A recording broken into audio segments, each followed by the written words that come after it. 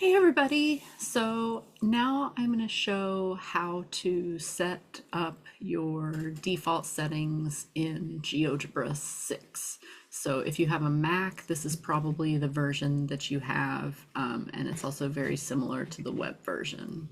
So right now, when I open GeoGebra 6 with the default settings, I see the axes and the grid. So what I'm going to do is I'm going to go to settings. So I could get there a couple different ways. So I click there by clicking this and then the gear. You can also click the hamburger menu at the top and go to settings that way. So a couple different options just from your basic settings. So if you click on the gear, that's your global settings. That's going to set your labeling of all new objects, no new objects, and new points only. So I'm going to set it to no new objects. This is also where you save or restore your default settings. So we'll come back to this later to save our settings when we're done.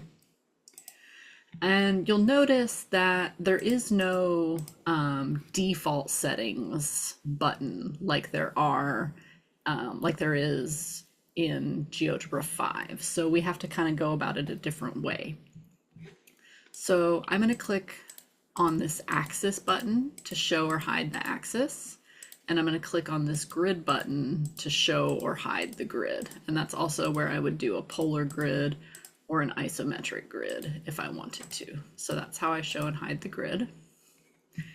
Now, to change things like my point size and my line size and stuff like that, what I'm going to do is I'm going to click on the tool, and before I draw anything, I want to change the settings. So my points, I'm going to make size 3.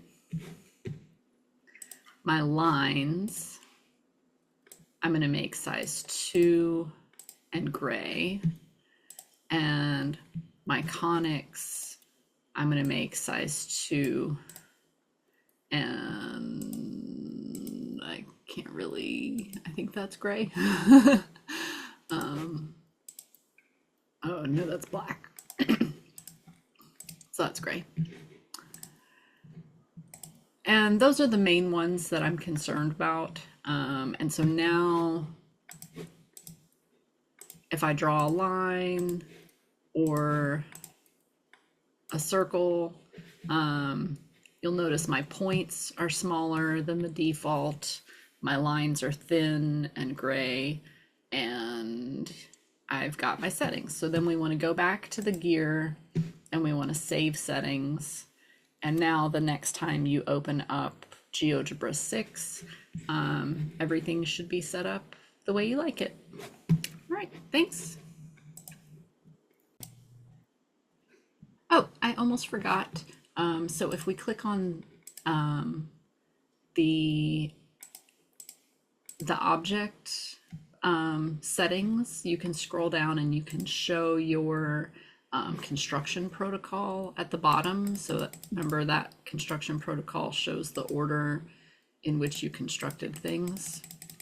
And you can also play or pause animations there. And then if we click on algebra, that's where you can set up showing things by object type rather than construction order, so that you can group all of your objects. And then just like before, if you have an object selected, your object settings will show up and you can show and hide your objects there or show and hide the labels there. Okay, really done this time.